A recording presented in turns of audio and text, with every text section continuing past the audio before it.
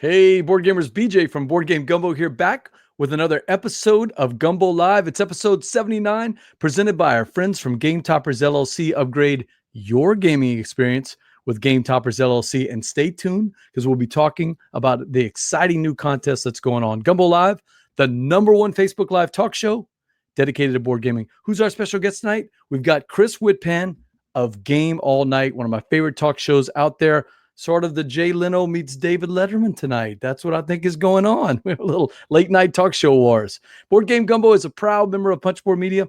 Check out some of our other fine members like What's Eric Playing? It's a weekly review series for various board games, tabletop games, and board game apps with a reputation for amazing photography. And he's been doing it since 2015. Punchboard Media, where we all bring something to the table. Hit us up on social media tonight. On Twitter at Board Game Gumbo, or on Facebook at facebook.com/Board Game Gumbo. And we'll be looking for your questions in the chat, but enough blather. Chris Whitpan, welcome to the show, man. Hey, BJ, I'm glad to be here. We've been talking about this for months, and I am excited to have you on here. It's late night talk show wars, sort of like bar wars on Cheers. So I'm expecting pranks, but I'm going to be watching for you. We'll go upstairs and we'll get that souffle at whatever that restaurant was. I forget what it was on Cheers, but oh, now you put me on the spot. He'd go upstairs to the restaurant. Dang it! You'd think I would remember that. So it's a live show, as you know, Chris. Tim Verning, who we both know from social media. He's one of the coolest guys out there. He spreads the love with podcasts and blogs all the time. Love reading some of Tim's comments. Chris Whitpan is worth the wait for 10 o'clock. That's right, Chris. We're starting late. What's the deal with that? We are. Well, we would have been starting an hour earlier, but I had to fly to Houston for work, so I'm on Central Time. Melville's upstairs. Nice job, Steve. That's probably still my favorite all-time show. Cheers, Melville's. Classic. Now, did you like Shelley Long, or were you more the Kirstie Alley era? I liked both of them, but I'll tell you the truth. I liked him for different reasons. It was much more zany with Kirstie. Her third season came in where she fell apart, and after that, she was just a great comedic actress. I wasn't so enamored the first season. I thought it took a couple of seasons for them to figure out that she's much better as a loose cannon who has no idea what's going on, rather than the put together person, that Sam was battling. So I thought that was it. But yeah, I mean, you can't really argue with Shelley Long all those times. That's pretty tough. Verla LeBaron's checking in. Hello. Glad to be back watching live. She's been traveling for the past couple of weeks, but has been trying to catch the show. So it's nice to see her. Oh, and it's time to change. We got to do something here. Hold on, Chris. What? I forgot, Verla. It's a live show, Chris. So we're doing this live. So Verla made this awesome little calendar for me, and today is, can you guess? I think it's Suro Day. It is Suro. That's exactly right. So I'll put this right back up. Very nice. That is what you call, my friend, a live show. I forgot, Verla, to change the calendar for June, but it's the first show of the month, so a lot of times I forget that. But she made this really nice calendar, and I told her I didn't actually look at all the calendar entries. So I don't know what game is going to come up each month. So that's awesome. She stumped me one of those months. And Tim says Central Time is the only time. And that is right. I did not remember, Verla. I only remembered whenever I saw you. So, Chris, you've seen the show. Give us the elevator pitch. Who is Chris Whitpan, and what is Game All Nite? So it's real easy. I'm a late night board game talk show. I like to say I'm the premier one, but I think that might be a little controversial. So. But we have shenanigans, and you're a much braver person because you actually do it live. We pre-record ours and edit a little bit, and it's it's the same thing. We like to play a game with our guests. I have a bartender who we have shtick. It's fun. It's good stuff.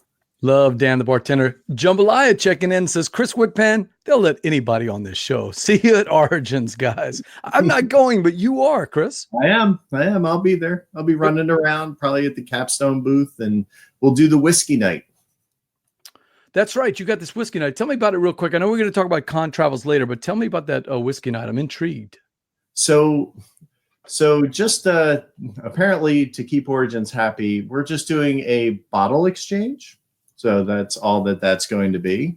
but technically.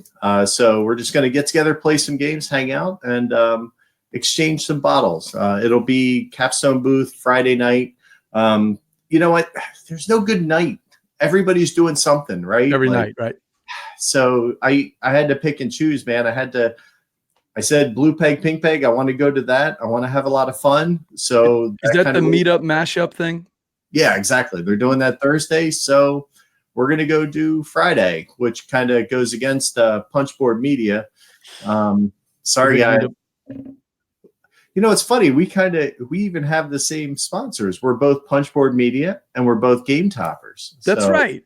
We do share some stuff in common. It's late night talk show wars, but you started the wars very friendly. You sent me this beautiful thing, and I want to thank you right on air. Look at that, Game All Nite and a hand-done board game Gumbo. Oh, I love this thing, Chris. Thank you for sending it to me. No problem. No problem. I appreciate that. You're right. Game Toppers. We'll be talking about it later when we get, because they Game Toppers is our sponsor all year, basically for the games later on. So we'll be talking about it. But what I wanted to talk to you about something. I've got some questions that I like to call bon marché. Ooh. Bon marché is a little term we use for a good deal, right? So which one is a better deal? Here's the question for you. Which one is a better deal? A Sterling Pig 3-pack of pint glasses or sterling silver cufflinks made of dice? Which one's a better deal? Which one can you get for cheaper? I kind of want to go with the pint glasses. I mean, I got to stay on brand. And Sterling Pig, why did I pick Sterling Pig? Exactly. Sterling Pig is, I think, local to you guys over there in Philly. I believe so. Yep. Sterling Pig 3-pack of pint glasses is about $15. Sterling silver cufflinks made of dice, only $122. So you were correct. The Sterling Pig 3-pack of pint glasses. You've got question number one. So tell us about the show. I'm going to throw up a little graphic, and people can see my handmade show here, right? So I'm very I'm in the corner of an attic here, and I do have a hand signed picture from Isaac though. That is covering that, and of course I've got the New Orleans thing. But let me show you. If you guys haven't seen his set, this is a real set, man. Tell everybody out there in the chat crew the origins of this Game All Nite set. So it just kind of came out of wanting to do something completely different, right? Like everybody takes a picture in front of board games, and I really wanted to go with the late night feel. And what better way than like warm woods, curtains, a sofa that one or two people have actually sat on. That's right. Fun. You know, and you got to have the desk. And so I love the thing behind though. So, you know, David Letterman always had the little skyline of New York. You've got a wooden one. I'm assuming, if I remember right from the early shows, from Broken Token, maybe? Correct. Okay. Yeah, I reached out to them and I'm like, hey, I need an undisclosed large amount of 6-inch wooden meeple. I mean, look how many meeples are there back there? You know, I don't necessarily want to say, but it's triple digits, believe it or not. Triple digits. Wow. It is. All right. Got another question for you from the Bon Marché game. You ready? Shoot. How about this one? Let me see if I can find it for you. What about the difference between a Cajun injector package? You're a chef, right? Okay. The Cajun injector package, which is the thing that we use to inject into meat like turkeys or chicken or something like that before you cook it, to get all the juices deep inside the chicken. Which one do you think is more expensive? The Cajun injector package or... Oh, there's the Sterling dice. Sorry about that. Or a custom-made King of Flavortown, the Guy Fieri Funko Pop, which you guys mentioned on your last show. Oh, the fact that there is one just frightens me. Just really I think Rob Davio actually wanted a troll doll, like and this is the closest I could find to a troll doll. You know, they're both trolls in their own way, right? Right. So which one do you think? Which one's cheaper? The Cajun injector package or a custom-made King of Flavortown Guy Fieri Funko Pop? I think the injector is going to be cheaper, but I think it's going to be close. Oh, the chef wins again. The Cajun injector package is only $7 plus shipping. But a custom-made King of Flavortown is going to set you back $60. Who is going to pay $60 for a Guy Fieri Funko Pop? I have no idea. Somebody's going to. Shut the front door. Shut the front door. That's right, Steve. All right. So the other thing I wanted to ask you about is we looked at the set, but there's something that happened sometime around, was in the middle of season 1 or season 2? I don't remember. You switched and got, shoot, got the wrong one there. Oh, still the wrong one. Trying to find the picture. There we go. You brought in a guest, Dan the bartender, and I think you guys really have a great rapport. What's the story? You guys know each other before, or how did that work?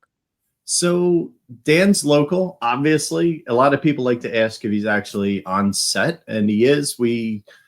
I have my set kind of shoved in the corner of my basement, and he's across. He's literally at my bar that I have in my basement. I make him stand the whole time because I'm a slave driver like that. He's always wiping the bar and talking about the drinks. I mean, like a real bartender. He is.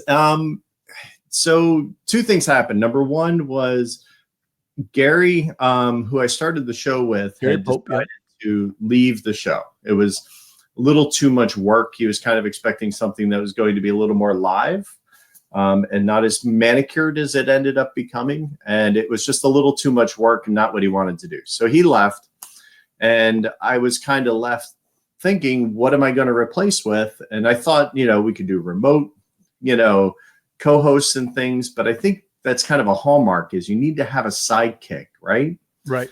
And I was thinking maybe a musical sidekick or something like that. And the bartender kind of came out. And Dan is a friend in a local game group who we are acquaintances. And he has a love of beer, and he saw a taping one night, and then he just kind of, this is actually pretty cool. I'd love to do this. And then next thing you know, he's on board, and he takes the role of producer as well as bartender. And we try to work him in a lot. And it's nice to have somebody to bounce things off of, right? Yeah, you're right. And like I said, he's very erudite. He's you guys have just a really good rapport as y'all talk. Obviously, there's just a mutual love of beer or liquor. I mean, but between the two of you, but I think it's been a wonderful addition to it. I'm glad Dan is on there. I think you told the story about him being in the same studio on one of the game shows that you had, maybe when you were playing Drop It, maybe something like that. Right. And I was one of those people that thought he was remote from his own place. Right. I'm kind of glad you spoiled the mystique there. That was pretty cool. It's nice. Every now and then we get to do a live show together, and we'll pull that up. So, we'll record something while we're playing games. Not right now, because my life is absolutely bonkers at the moment. Yeah, you've been on the road. So I got one more Bon Marché for you. All right, bring it on. Are you ready for it? All right. This one, I think I'm going to stump you. You are a chef, but I'm going to give you one. Here we go. 25 links of spicy Cajun boudin. 25 links, though, versus a fake pass to Gen Con 2017 with Jamie Kagi's name on it. Well, the one is absolutely priceless. You know why I'm bringing that story up? Yeah, I love that. And we talked there a little earlier. I'm like, I know exactly where that came from. Obviously, that's a little inside baseball there between me, you, and Alex, right? Oh, we can tell the story. I love that. Tell the story about Alex. So 2 years ago, Gen Con 50, we were looking to go, and my friend Gil Mello, Dwarf Token, sure, Gil, frequently. He had reached out to Jamie, and Jamie's like, "Oh yeah, we have a couple extra passes, so sure, why not?" And so he was Tony Topper, I was Jamie Kagi, and so we were walking around, and I think the best one was Gil Hova actually thought I was Jamie. Like we started talking and joking around, and I thought he was onto the joke, and then halfway through, I'm like, no, he's serious. Jamie. So when I had him on the show, I had to come clean because I felt horrible about it. And the best though was Alex, because he thought I was totally punking him, because he's like, wait, that doesn't sound right. And then I heard about it on the show. Right. When he was telling it, on the Dukes of Dice. And I'm like, yeah, I didn't mean to punk you. Just fun to do it, I guess. When Alex told the story, I didn't know this. Alex doesn't really listen to any other podcast. He had no idea who Jamie or Tony Topper were. So you could have really stumped him the whole night, and he would have told the story to everybody forever. Yeah. Oh, you're talking about the Super Bowl guys? Yeah, I met them at Gen Con one year when they came by the booth, and it wasn't them at all. That was classic when he was saying that, because he's like, and I think I met Jimmy Kagi, but I might be punked because I don't think it was him. He didn't sound right. It was during a demo of Flip Ships, no less. Which I went by and got a demo from him. I played it at Dice Star Con that year, but I brought a couple of friends because I wanted them to demo it. It was his game of the year in 2017, I think, or one of the top games of the year. And he does a great job of demoing it. And he demoed it from a friend of mine from the North Shore, Jason, with Kane Klinko right there, by the way. Kane was walking by. And so you got a demo from one of the best demo guys out there, Alex with Renegade. So BJ from Board Game Gumbo, I've got my guest here, Chris Whitpan from Game All Nite, NIT, by the way. Make sure when you're searching it's Game All Nite, NITE. And Chris, you and I were talking before the show about the 10-10 challenge that you and your wife are doing. I love those 10-10 challenges. I've never done one with my wife, though. Might be a little tricky because we don't get the game that often. What's the impetus behind your 10 by 10, and what are you guys doing?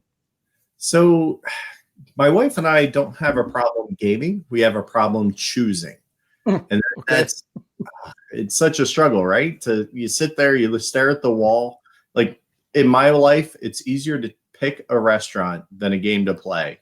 And so we just kind of sat down. We each came up with 10, and then we kind of made a list and went at it. But the most things we've played has probably been, I think we did 4 rounds of, I want to say Castles of Burgundy, but I'm probably completely wrong. So each of you have 10 games. Well, we did when we started, but we're down to, we basically ended up with 10 total. 10 total, okay. Right, but it helps to kind of guide some of that, focus. And we didn't, the easiest game we picked was Sagrada. Everything else is huge. So it's like hour and a half long, things like that. So it kind of, it's a little too much work in our case, but it helps a lot with that. I know what you mean, though. Everybody's got a closet full of games, and the toughest part is opening them up and trying to figure out which game that it's going to be played, right? Yep. And that 10 by 10 gives you that focus to say, okay, hey, look, this is the game that we want to work on tonight. I was lucky tonight. What my nephew came in from Virginia. He's in the military, and he was over at Fort Polk. He stopped by to say hello to us, and of course, he's a big gamer. He wanted to play something, so opened up the closet, and he was like, Champions of Midgard, I've always wanted to play that. So that made it easy, right? But a lot of times when we go to game night, everybody's staring at a pile of games and you just can't decide. I like your idea. One of the things that I'd like to do with my wife is maybe implement that. She probably won't want to do a 10 by 10, but maybe we can do something a little smaller, 5 by 5 or something like that. Is there wind up being 5 by 5? Yeah. Is there a favorite game that you and your wife have to play together? We really like usually like Marco Polo comes out a lot. Ooh. We like that at 2. Grand Austria Hotel actually comes out a lot. And I love it at 2, but that's the only count I'll play it at. I haven't played it yet. Hopefully going to play it on Saturday. So I'm looking forward to that. But you don't like it beyond 2. Why is that? It does a snake draft for the dice and the actions. So it can be a little long. Like if you're first player, you have to wait 6 turns until it comes back. So that's a lot of, and you can't really sit there and wait because the actions you might want to be gone. Is it dice placement, sort of like Marco Polo, or a different use of the dice? It's more dice selection, which actually gives you the actions, right? So as you select the dice, it diminishes the pool. Okay. Steve O'Rourke says, just got Voyages of Marco Polo and need to play it with our group. Steve's the name father, as you well know from the Dukes of Dice, and he's cooked up a pretty spicy jambalaya for you, Chris. So get ready. Better get that thinking cap on. BJ from Board Game Gumbo, I've got my guest here, Chris Whitpan from Game All Nite. We're talking about some of his spiciest games lately. You've got a game on here that one of the members of the game crew, the crew to Gumbo, just absolutely love. Why do you love Two Rooms and a Boom so much? It's one of those things, it doesn't get to come out a lot, okay? Because you need 14 people, let's be honest. At least 10, best over 14. But I love the conversations that come out of it, you know, the dynamic's great. And I'm not a big hidden role guy, but the hidden roles and the way you can just mess around with them, and it's with the right group, this is a lot of fun. I make sure this comes out every birthday party I have, it comes out. So for those in the chat crew who haven't played it, it's basically splitting up the group into 2 groups, right? Yep. Those that are going to try to save the president, and then somebody in a bomber group that's trying to kill the president, basically, right? Right. All the roles are hidden. And then I think there's 3 or 4 rounds, and they're really short rounds. So during that round, you're trying to find out as much as you can, as quickly as you can, to identify who the president of the bomber is, right? Yep. And then you do exchanges with prisoners, like people in the rooms are swapped. So there's a lot of dynamic stuff going on here that I really, really love. It's one of the traditional games that we play on our scout game night. We have, 20 or 30 scouts, and we stay up all night. And when it gets close to 11 o'clock, we bring out Two Rooms in a Boom. The guys are wired from eating marshmallows and playing computer and board games. And then, of course, it's chaos for the next 30 minutes. But we usually play 2 or 3 times back to back. Don't you think that's kind of a fun way to play, because you get a little bit of meta when you start playing back to back, right?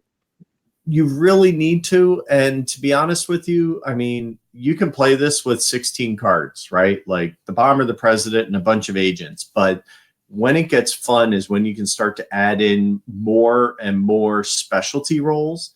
And you need the repeated build up to really get that, right? So that you can introduce the mistress and the wife, and you can introduce, the sniper and the target. So you can have those extra roles, but you need that foundation to start with. Are you a fan of the really crazy roles? Because there's a bunch that are in there that, the drunk characters and all the different things. Are you a fan of those, or do you like the straight roles? I would argue that I haven't gotten that far. Like I like some of the ones like Shy Guy and things like that where they can't share, or the ones that force a share. Those I love. It's pretty cool. And then the Necrobumicon, don't even get me started. That's insane. I haven't played it yet. So you have the expansion? Yeah, it's just a little green deck, but there's crazy stuff in there. Absolutely nuts. There's our friend Mark Street from the Dice Tower saying, "Yo, Chris."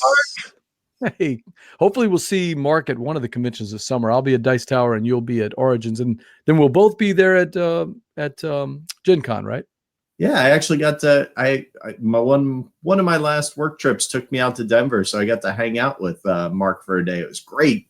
Took me to this '80s cafe that was amazing. It was it totally made you feel like you were in like cafe '80s almost, from like Back to the Future. It was hysterical. I am gonna have to check that out. My wife just got back from Denver. I didn't get to go on the trip, but next trip we have some family there. So next trip I'll check that out. It's in Denver. It was right outside of Fort Collins, I believe. Oh, good. Well, that's pretty close to where her cousins live. BJ from Board Game Gumbo. I've got my guest here, Chris Whitpan from Game All Nite. Chris, have you played the Coimbra expansion? The expansion, I haven't gotten there yet. I do love Coimbra, but what does the expansion do to it? So I'll see if I can pull up a quick picture. Tell the chat crew what's Coimbra all about, if you don't mind, while I look for that photo. Let me see if I can find it. You're kind of going to notice a theme here. Dice selection. You love dice. I like dice in different ways. I don't just love traditional straight up like roll to resolve or roll to move, but the dice as unique like worker elements or things like that seems to work for me for some reason. But so anyway, in Coimbra, you're using your dice that you roll to purchase cards, which then advance like 4 different tracks in the game. And then that also allows you to do things like travel, buy long-term goals. It allows you to get 2 types of currencies that will then also allow you to buy more cards, which give more scoring opportunities as well. So it's kind of a fun puzzle to try and sort out. Steve wants to know, was it totally 80s? Is that the name of the place? I believe so. Mark would be the one to know. Mark says, dice are amazing. Big fan if you were wondering. So just like you said, Coimbra, themed sort of to getting influence in the, 17th or 18th century Portugal. I don't know about the theme so much. The artwork I love. Chris, setting more than a theme, right? Yeah, there's a setting, like you said, not much of a theme. Artwork, amazing. I absolutely love the artwork from Chris Williams in this thing. Kudos to him for bringing out what's not really thematic. At least you feel like there's something going on with it. But the only thing with the expansion is two things. You get another set of dice, 4 dice, multicolored, numbered 0 through 4. Those dice are also to be picked in the draft. And just like the regular dice that are basically multi-use dice, they can be to get resources back at the end of the round, or to set your bidding order, or in some cases the cost of what you're going to get in your bidding order. These dice work a little bit differently. They're thrown over to the influence track, and they basically get you a little bit more. Whatever color that you put down, that's what you get where in the position on the influence track. For instance, if it's a 4, it'll cost you 4 resources, but you might be able to get 4 victory points back. So it's a way to trade off. And then it moves the number of spaces on the die. It moves a bell, which starts at the very top of the scoring track and goes all the way down. The bell is at the end of the game. If you can move your little chips on the influence track to past the bell, if you can move 2, 3, or 4, you're going to get points at the end of the game. All of us said the dice and the bells felt to us, and it's called Royal Treatment, I think is the name of the expansion. It felt to us like something that was already in the game, and somebody at Plan B or Eggert Spiel said, hey, you don't really need this. Let's chop this out. And then Plan B said, hey, wait a minute. We could sell this on our website, $15 and get people to get an expansion. I just find it, I didn't find it necessary. Interesting. You know what's funny is it has one of the best kind of 2-player caveats in the scoring that I love, and that is because there's always the trouble is like that first place, second place scoring, but it's first place, second place. You only get second place if you're within 3. That's cool. And I really love that. I think that's huge. So I hear a lot of podcasts talking about people saying they don't like playing with that dummy third or dummy third and fourth player. And I thought that Coimbra did it right. It's not a dummy player. No. It's dummy spots on the bidding. I have heard one person complain it that I've played with. They said, oh, I didn't like it. Everyone else that has played it at 2 or 3 have enjoyed the fact that they had to strategically think about where their bidding was based on those numbers. What do you think? I like it. And it allows you to I like it when the dummy player allows you a little bit of planning, because it gives you that room to kind of leverage it and feel a little clever, right? Which I think is important. I think you need that. I totally agree with you there. That is Coimbra. It's Coimbra and the expansion, which you haven't played. I'm not recommending it.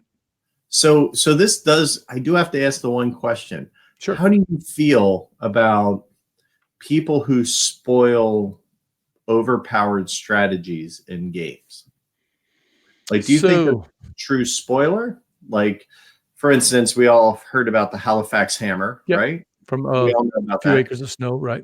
Right, but does learning something like that to say, oh, this one thing you win every time? Do you like hearing that information, or does that bother you on some level? No, that actually doesn't bother me. So if I were playing Dominion for the first time and somebody didn't tell me that, hey, one thing you could do with base Dominion is just buy gold all the time and you're going to win 70 or 80% of the time. If they didn't tell me and they smoked me the first time and they knew about it already, I don't know if I would be that happy about it. If there's a known broken strategy. But I guess the rest of the time I do sort of like to discover, but I say that, and I'll be honest with you, Chris, I'm one of those guys that reads up on strategy before I play a game. Okay. And I need it because I play with guys that destroy me in every game. So I need every advantage I can get. If I can get a couple of tips that say, for instance, we play Gentis, and I think it was Paul Grogan that had posted somewhere, hey, you really need to think about the cities that have coins early in the game. And the reason is the faster you get coins early, it's gonna give you an advantage in getting cards, getting stuff done instead of running out of money. And I haven't won the game, but I've done well in games by getting those cities. And people that haven't gotten the cities early have struggled a little bit. So I'm glad to know that. And I think, Paul, how do you stand on that fence? I'm kind of 50-50 because I like to be able to explore a game, but at the same time, if it's something that's a gross pitfall and it's a multiplayer game, it is nice to know that, hey, this exists. Avoid it or make sure you do some of this at your peril. But I don't know that I need to know that, oh, this is broken and this always wins. Like that kind of, I don't know. I kind of want to sort some of that out. So I'm kind of in the middle on it. I can take both, but I don't really have a strong opinion. Interesting. I could see it going both ways. I got to think about it. I got to think about it. BJ from Board Game Gumbo. I've got my guest here, Chris Whitpan of Game All Nite. What's another game that you played? One of the games that I've been at least exploring or thinking about is the 18xx games. And I haven't played any. Are these the kind of games that are just going to melt my brain and I shouldn't even think about? Or is there a way for me to introduce myself into the 18x? I know you're a big fan, so tell me. So 18xx falls in that category of just because it's long doesn't mean it's going to melt your brain. There's a lot of long-term play and a lot of long-term strategy you have, but it's not necessarily the end-all be-all of the game. So I think that you can go in. Now, I will tell you, chances are you won't win for a while. So if that's a problem, it might not be the best thing. But if you're willing to go in and start learning the system, and there's three major components, right? There's stock, there's ownership of companies and running them, and then there's track laying. So when I first started out, I picked a game that allowed me to learn how to lay track and be efficient. Okay. And picked another one to learn how to, become good at stocks and things like that. So as you kind of build up your repertoire, then you can start to become competitive and have a little fun. I love it. I actually don't get a brain melt. I like there's a lot of planning and thinking ahead and not a ton of interaction, but I love that headspace. It's very relaxing to me. Yeah, in the games that I play, I don't necessarily have to play a game that has a lot of interaction. If I'm playing a Euro style game, I don't really need that.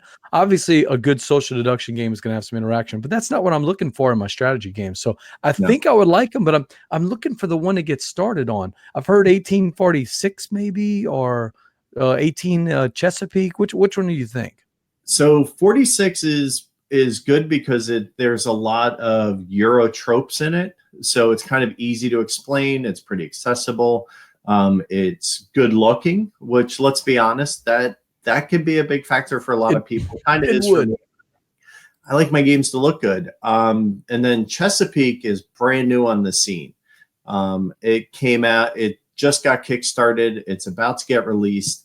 And it is that perfect blend of time, balance, ease of play, and kind of still crunchy enough for the old salts that like to play these. But you can get a game done in 3 to 4 hours, and it's a great game to cut your teeth on. I really, really like it. All right, I'm gonna take a look at what about the lighter versions? I've heard that Chicago Express has some elements of 18xx. Is that true or not? So it's really hard to say. Even Rolling Freight is supposed to teach you how to manipulate stocks and work markets. So, okay, that's nice. Track laying, I can learn track laying from Railways of the World. Okay. It's not the end of the world. They help. I think they get you familiar with the concept of the track laying part. Some can even introduce other individual companies, like 18 Lilliput would. But really the best way to, if you really want to try one, is to have somebody teach you, and then kind of go into a smaller game like 1889, which is Japan, which is a smaller map, plays a little quicker, a little more forgiving. And then Chesapeake, when it comes out later in the year, that's going to really be the premier one, because it does a lot of other things that help kind of make it accessible. The money's a little more easy to get, so you can do more things. So you're not constantly like, I hate being broke in a game. Like nothing's worse than running out of money. And in 18xx, it's horrible. Like it'll end the game. So you don't want to do it. So that's a good start. I'll take a look at some of those. I probably just need to go to a convention and have somebody, because there's just no one around here that plays those 18x games. So I think we're gonna have to do that. I think we lost the comments, Chris, unfortunately. Looks like it looks like Facebook's having a little problem. I'm not getting any comments updated here. I don't know if you're seeing them at all. I just saw Tim just pop one up that said that he scheduled a learning session of 18xx at Origins. So yeah, this is going to be a reverse. I'm going to have to rely on you for the comments, because Be Live lost the comments here. So Steve, I can't see you on that on any of the comments if we have that. So all right, so BJ from Board Game Gumbo here. It's a live show. We just have to deal with it, Chris. Coming up next, let's talk about something. I'd like to talk about the game show itself. Latest Game All Nite news. What's just some of the things that have happened over these first two seasons? What's been your favorite moment so far? And was that what you expected? You know, I think it's actually pretty recent. Like I think and you can kind of appreciate this, right? Your favorite moment kind of jumps, right? Like from, it kind of is the one that's a little more fresh. Right now, Rob Davio, when I asked him where his favorite place to game was, and it was literally gaming in his basement when he was in high school. Like it was that specific. It was just one of those, like, has he even heard, like, has anybody else heard this? Like when you can kind of get something out of a guest and nobody else has ever heard. And I'm like, that's amazing. I love it. Yeah, I thought you had a great interview with Rob Davio. And if anybody hasn't seen the game, that is a really thinky game. You were putting him and yourself on the spot, trying to think of all these different Food Network games. Can you give me a little bit of insider secret? Did you know what Dan was going to be throwing at you at all, or was it all on the fly? So the fun thing about those is the suggestion for the game itself may have come from me, and we will give Rob that seed while he's in the green room. But that's it. I don't know anything, don't know the topic. Dan comes up with that and he shoots it. So you see everything on the fly as it happens. And that was hysterical with non-shell pass. That was amazing. Good stuff. Good stuff. I loved watching him work, and I loved how he had to keep reining himself in. Things like, when Dan was throwing out parts of the game, he's already thinking of target audience. What's the size box? Which shelf is it going to be? And he has to rein himself back in and go, wait a minute, this is just a game. I just need to come up with funny shtick, right? That was kind of a neat moment to see him think through that.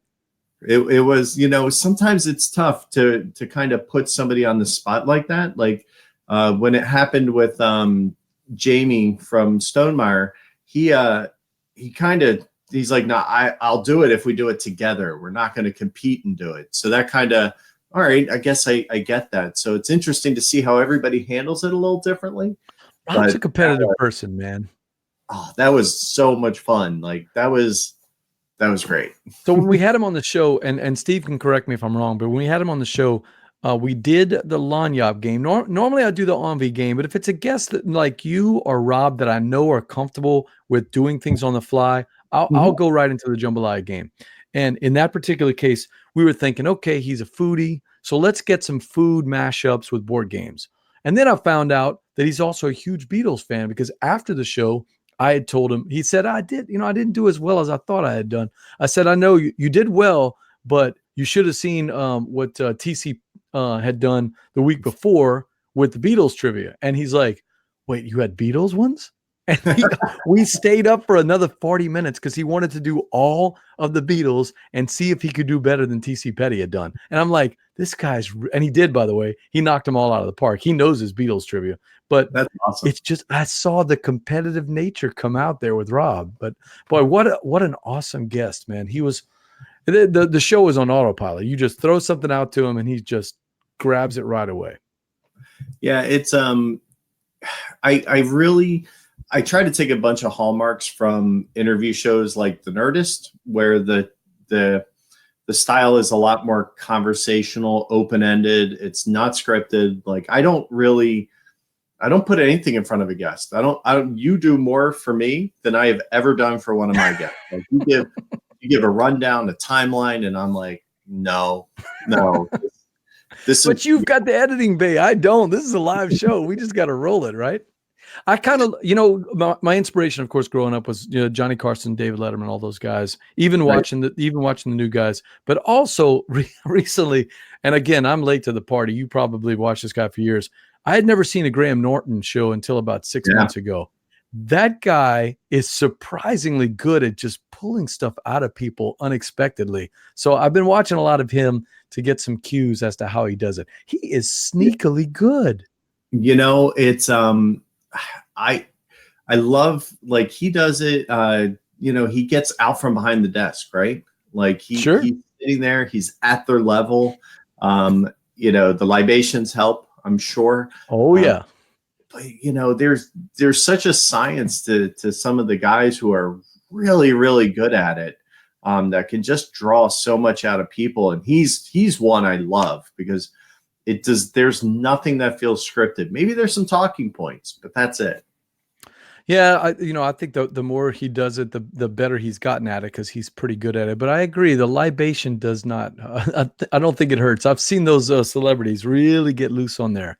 What about next season? So are you complete with season 2, or do you still have some shows in the can for us? No, it'll be the calendar year, so we're halfway through. So we're gonna go all the way to the end. So you don't follow the TV. You don't follow the TV season. No. Okay, all right. No, because I started in February of 17 or 18, 19, 18. So 18 was season 1, 19 will be season 2. So season 3 we'll take a hiatus over the Christmas and the holidays and kind of see what we can do. I'd love to do more, but it's such a struggle, right? Like to try and balance doing more, consuming, being able to publish. What I'd love here, I'll throw you my pipe dream. I'd love 2 things. One is I would love to do a full-on Space Ghost Coast to Coast episode and do a complete rewrite and just have the deadest pan person do it. I think that there's a couple people that could, like TC would be a great example, right? He would be good. Answer a ton of questions and then throw out that script, rewrite it, and make them sound insane. Well, more insane. And actually put animated characters. I think that could totally be done. You got to do that. I would watch that in a heartbeat. I think that could be maybe that becomes my Christmas special. We come back from break and that's the special. I'd love to do that. And my big dream would be at a con, have a corner of a booth with a sofa and do a show live. I want to do either, do the show up on stage, full on, have Steve Spang come out, be a comedian, and then kind of say, no, you can go back and not do the wave over. And then have couple guests on the couch. I'd love to do that. I think that we could really pull that off, but I kind of want the audience to make sure that it's worth it for the guests, not just, something for me. And then the ultimate pipe dream would be to do a Hollywood Squares. Ooh, with stars in all the squares. You could do that. I could see that coming, man. Ooh, that would have to be a convention thing, I think, though, right? Potentially, it could be a convention. I don't know if they would allow me to make a vertical set. That's a little scary. That is a little tricky. But I could definitely put 9 boxes on a screen and put 9 people in there. So you're talking about a pre-production type thing out of your studio. That would be fun. Yeah. I think you could sandbag the answers, and I think that you could have pre-recorded questions. It would be a lot of work, but I think it could be pretty awesome. Who would be the center square, PJ? Who would be that person who would have to be center square though? Gotta be on your game if you're the center square in Hollywood Squares. Okay, so we'll be expecting that in July then, right? We should be ready. Yeah, sure. Get right on that. Get right on that. All right, so that's season 2 wrapping up at the end of this season, and then season 3 coming out next year. Okay. Yeah, next year, it's definitely going to happen. We split our format. We used to do similar to you. We used to do interview and then game. Right. And my interviews got longer, and then the games got longer. And I'm like, my episodes are pushing an hour and a half. I like it better this way. And I'm still amazed how you can get guests like Rob Davio to come back in the exact same clothes a week later. That's just amazing. It's hard. And the hair is exactly the same. The hair, nothing's moved on the back of the boards or anything like that. So no, I do like I like it better the way you're doing it now, where you release it. Plus, it's probably a little easier on you having more content to be able to release on separate parts, right? It helps on that front a lot, and I think it allows me to kind of give 2 weeks of shine on a guest as opposed to just one. Which, sure. You know, for them, again, I feel bad when a video doesn't get views. For them, it's not my ego. Like, my ego is assuaged that they came on the show in the first place. For me, it's, you know, I want them to get all the likes, and that's the important part, right? That's right. That is what we do it for. Our chat crew, we love them, and we love playing games with them. It's going to be a little awkward tonight, but we're going to see how it works. BJ from Board Game Gumbo. I've got my guest here, Chris Whitpan. And Chris, it's a board game show, just like you do in Game All Nite. We like to play games here on our game show, on our game night. It's going to be called the Jambalaya game. Yeah, Jeremy Howard still gets mad about that name, but we're going to keep going because I'm from Louisiana. Just note that Steve's going to add a link to the chat. Our games are sponsored by our friends at Game Toppers LLC. Make sure to upgrade your gaming experience. And Chris, just like you, Kevin Berkey has been posting all over social media about this huge contest that he's doing. You know all the details? I know a lot of them. Yeah, it's pretty exciting stuff. I mean, he's giving away a full package, a full Game Topper package. That's insane. $1,000 estimated value. All you got to do is watch those cool videos that Eric from the Dice Tower is helping to produce, and there's a bunch of other people. Marty's on there, Tony's on there, lots of board game people from Board Game Media out there. Watch all the videos, keep an eye on the clues, and you got a chance to win in June a $1,000 homes package. But also, he's also helping out the little providers like me and you, where if people will go to the website and just register for it, show a little bit of love to Game All Nite or Dukes of Dice or Board Game Gumbo, and you got, or all three, and you got a shot at winning one of his awesome playmats. Chris, I've got 2 of them at home, and they are phenomenal to play on. Oh, I love them. I have one on my topper, and then I have one on my gaming table. But, you know, here's a pro tip, BJ. I don't have a ton of viewers. I don't have hundreds of thousands of people, guys. So if you want to, you know, if you want a good chance of winning, you might want to click Game All Nite. Just saying. Good point. Every single one of his media content creators like us, their viewers are going to win a mat, at least one, right? For each one of those persons. So for us, with our little viewership, you got a much better chance of winning than you do for Secret Cabal. Show Game All Nite and Board Game Gumbo love, and you got a chance at winning. Right. Every checkbox is I think it's going to be an entry. It is. It's an entry into each one of the unique Board Game Media content creators contests. So again, that's the thing. Steve usually posts up a link. I can't see the chat, so I don't know what's going on. You did. All right. Well, thanks a lot, Steve. This is gonna be weird, but we're gonna go right to the Jambalaya game and see what happens. Chris, you know how it works, but just in case it's a board game mashup of stuff that we know about you and board games out there, maybe some from your actual collection, we're gonna mash them up in the form of puns or even just a regular mashup. I'll give you an example.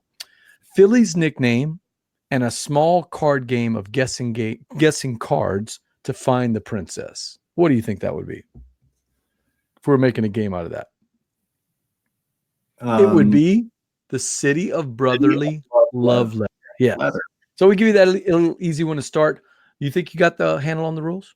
I think I got it. I remember. Let's do this. The Jambalaya game with Chris Whitpan of Game All Nite. Did you know, Chris? Did you know that Captain Nemo designed a game about underwater winemaking? Oh, did he? Yeah. What do you think the name of that game is? Wow. Oh, man. A game about underwater winemaking. Vinos. Okay, so Vinos is one of the winemaking games, but I think there's another one that's pretty popular. Well, viticultures, obviously. Oh, yeah. But Captain Nemo. Underwater winemaking. Underwater winemaking. Steve, you're gonna have to help me out because I don't know if the chat crew has gotten it. So let's see. Oh, he's gonna. I see what we're gonna do. He's gonna update the Google Doc as soon as somebody else gets it to help you out. You've got the game viticulture. What do you think the mashup is? Underwater. Yeah, underwater. Water. What's another good name for water? Aqua vita. Aqua viticulture. That's it. Nice job, Chris. There you go. Okay. Aqua viticulture. All right. So we got it. Man, he's tough. He's tough. Oh, yeah. He said he liked his clue better. Italy meets Sweden in this new worker placement game. The mamas and papas running the show have to make the Scandinavian liquor famed for traveling around the world by sea. I don't know that, though. What is he talking about? Scandinavian liquor. I'm not sure. Aquavit. I don't know that one. Aquavita. Is that one? I don't know that one. Oh, sorry.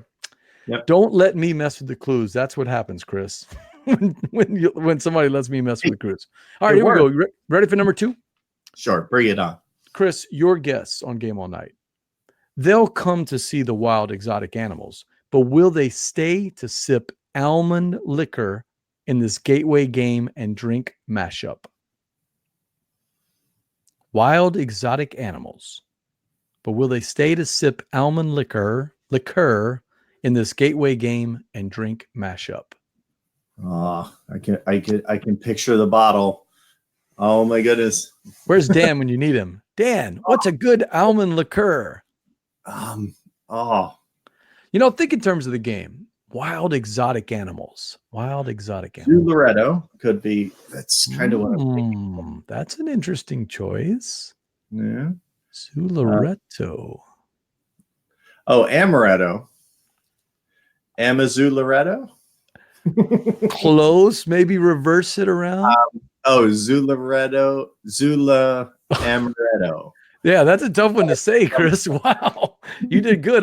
You did well. I don't think I could say that one. Zulamaretto. Dang, Steve, that's a tough one. All right, but he's good. Chris, he's the name father's the king. Nice job on that one, Chris. Nice job. All right, here we go. Ready? Bring it. Not only are you making an iconic sour mash whiskey in this particular game, but you are also the one cutting down the trees to make the barrels for aging. A game I've never played. A game Eric from the Dice Tower talks about all the time. All right. Make it iconic sour mash whiskey. Oh, there's a bunch. Not bourbon. It's a whiskey. It's whiskey. Yeah. You got to cut down the barrels to make it. Yep. Who cuts down the trees? Cuts down the trees. See, cutting down trees, I'm thinking lignum. But... Yeah, but go simple because this is, it's not in the clue, but simpler game than lignum. Something Eric from the Dice Tower would talk about.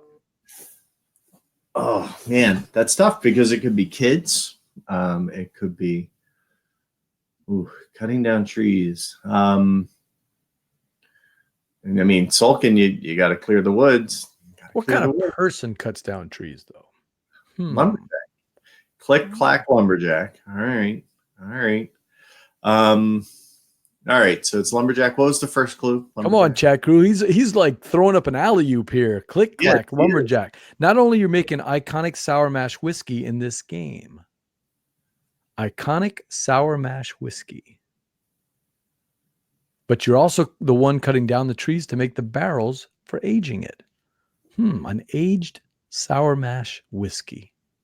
An iconic sour mash whiskey. Oh, Lumberjack Daniels. There it is. Click, clack, Lumberjack Daniels. Nicely done. I kept getting Jackson what? And I'm like, oh, hey, dummy. Jack Daniels. All right, here's a good one for you. A fantasy worker placement game from the Bamboozle Brothers, one of which has been on the show, meets this great Philadelphia symbol of independence. Oh, well, that's obviously the Liberty Bell. Yeah, and I've never played this game. What game is it? One I'm interested in, though. The Sons of Liberty Bell. No. Could be. I don't think Jay and Sin. The Bamboozle Brothers. That doesn't help me because I don't know them. Jay Cormier and Sin Fuling. Ah. Fantasy worker placement game from the Bamboozle Brothers meets the Great Philadelphia Symbol of Independence. You got the iconic symbol. Yeah, that's just need to put it together. Yeah. I mean, that's definitely the Liberty Bell. What you thinking? Liberty Bell. What you thinking? Oh, this is great TV. This is great. All right, I think I'm going to call this one because I don't see anybody coming up from the chat on it. You're going to kill yourself when I say it. It's Liberty Belfort. Belfort. I've never played Belfort. Have you played it? Yeah, I own it. I do like it. It's it doesn't come out that often because like an area control game, it's really needs to have the 5. Oh, is it? It's a good one for 5. Yep, it's definitely its best count. So it's a little tough to get out, but I really like it. So I hadn't played Champions of Midgard in a year, and I had to refresh my memory, and I've never played the Valhalla expansion. And for some reason, my nephew wanted to play the Valhalla expansion. So we threw both of them in there. We're kind of reading the rule book as we're going through. And look, I demoed Champions of Midgard all day a year ago, but that was a year ago, right? I haven't played it. Right. And it reminded me how much I like worker placement games. That's why Belfort's on my list. I want to play as long as they do something unique. Like Champions is different from Lords of Waterdeep because of those dice. The dice just make it more thematic, in my opinion. It did. It's why Lords of Waterdeep isn't in my collection and Champions still is. Exactly. I don't own Lords of Waterdeep, but it's tough when the Gumbo crew has a tricked out version of Lords of Waterdeep. Do you really need 2 copies in one game group? Not really. Well, I did have that, but I gave it away at my little convention that I throw at my house for a prize. So very nice. All right, you ready for the next one? Okay. Not many people know that one of the resources in this bag builder, fine unblended scotch made from an individual distillery. A bag builder. Now that limits it to that makes it pretty easy there, right, Chris? Yeah. How many bag builders are out there? Not a ton, and not a ton that I own. Chris, are you sweating? You look like you're sweating during this game. It's hard on the other side, huh? And it's 95 degrees here in Houston, so it's almost summer. You realize it's not even summertime yet in the Central Time stand. It's not even summer yet. Down here. It's insane. Air conditioning. Yeah. But we're stalling. All right, so bag builder that does. Okay. So I'm thinking Orleans or Altiplano are definitely up there. I like your second choice better. Yeah, single malt or a single pot.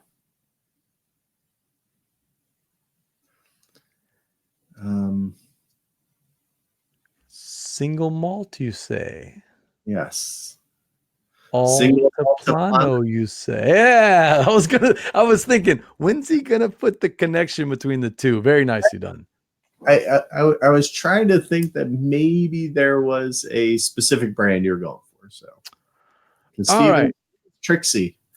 Let's try one. It looks like it looks like Verla got one of them with you, but it's been pretty close. Let's go with one last one. You ready, Chris? Sure. In this expansion for a well-loved co-op game, you now have to find the parts of the flying machine and a missing creme brulee before escaping to safety. Thorn went out to the chef. All right. Can I get that one more time? Yep, absolutely. So here we go. In this expansion, I don't know if I'd call it an expansion. It's really a follow-up to a well-loved co-op game. Oh, okay. No, I see where Steve's going with it. In this expansion to a well-loved co-op game, You now have to find the parts of the flying machine and a missing creme brulee before escaping to safety. I get where you got that, Steve. I thought that was an error there, but I get it now. All right, so what game is he talking about? Well, I can't spell, so I want to say, I mean, Forbidden, I think Forbidden Desert or Dessert. I'm thinking Forbidden Dessert because, creme brulee. Dessert? Seems a little too on brand, though. Fortunately for you, Chris, Verla snuck it in right before you got it. So, oh, did she? She did. She got it right there before you. And that is how you play the Jambalaya game. Chris, you did really well. There's only one that you really got stumped on. Yeah, they're tough. You really have to get your brain. I tell you what, I think I make Dan work hard. Steven works really hard. These are not easy. Oh, he's so good at this, though. That's why they call puns to Patrick Hillier. So I don't even think of them. Yeah, no, I'll tell you, if ever I can get Patrick Hillier on the show, and unfortunately he came in on a game night and played with us, but it was on a Wednesday that he was traveling. If he had come in on Tuesday, I would have put him right here in my house and we'd have done the show live.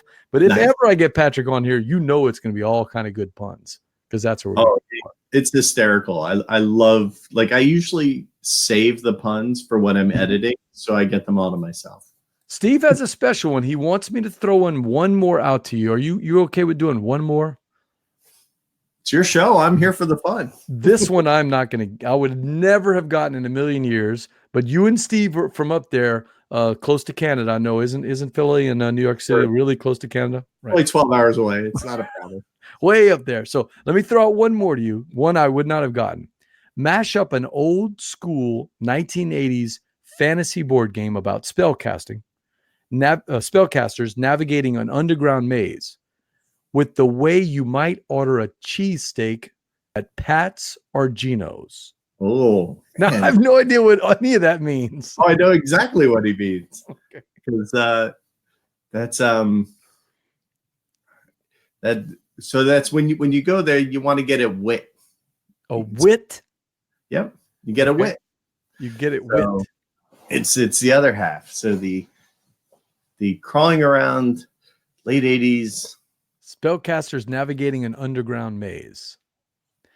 I've heard of this game. I've just never played it. I know that it was really, really, there was really a lot of chaos and randomness to this game. Oh, like a if I remember right from the way Tony and Jamie have described it, you're actually battling each other inside the underground maze. Does that make sense? Yeah, it does. It does. I'm just trying to it's like Talisman Wit. Close. You want to call it, or do you think you have a clue? I'm trying to think what would be from the 80s, like Hero Quest Wit. Hero Quest Wit. Yeah, I think he's going for that alliteration. Yeah. Does that help? The old alliteration. Dungeons and Wagons Wit. No, I think I'm going to call it. It's Go ahead. Wiz War Wit. Wiz War. Okay. Do you own Wiz War? I do not. But I know. All right. So what's the story behind this cheesesteak thing with the wit thing? Do you know? So if anybody ever comes to Philly and you want a real cheesesteak, call me beforehand and I'll take you someplace else. So, but Pat's are kind of our Burger King and our McDonald's, and they serve it by the pound. It's ridiculous how much they sell. But you can get cheesesteaks with American cheese is typically what they'll do, or they'll do cheese whiz. So if you want cheese whiz, it's wit. And if you want a cheesesteak, it's normal American cheese. So that's where Steve got the clue. Wiz War Wit. Wiz Wit. Wiz Wit. Yep. I get it. No, it's really good. As soon as you said it, I'm like, yep, that makes sense. I like it. So where's your next convention? Where are you going to be? I'll be at Origins in a couple weeks. I literally go home and then spend one night in my bed, and then the next day I'm driving to Columbus. So wow, we'll be there. That'll be fun. Check us out, Capstone booth. I'll I'm going to definitely go to the mashup meetup. Like that's going to be a ton of fun. And we'll do our bottle tasting. Hopefully that doesn't get shut down by Origins. But if not, I'll go to the Punchboard Media meetup. I'll see you there. Well, man, I'm looking forward to Gen Con. I don't know if you're going to the Secret Ball meetup or not. I'll be going to that one, and then I'm definitely going to the Strike tournament because I've been there every year since they've been doing it. And Tony and Marty put on an awesome time at the Strike tournament. If you get a chance, come to that. Well, it's funny because Gen Con, I guess 50 was my first one, and I got to see the remains of the inaugural Strike tournament when Toby won, actually.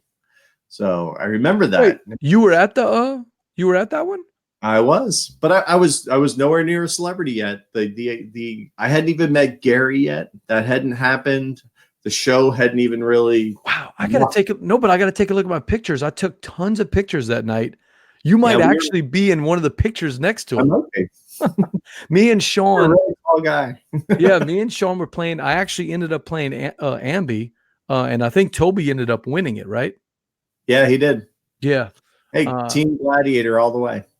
I beat Jamie in the first round, and then I got destroyed in the second round. And you realize it's all skill. It's not love of that game. No. Gladiators fight with a lot of skill.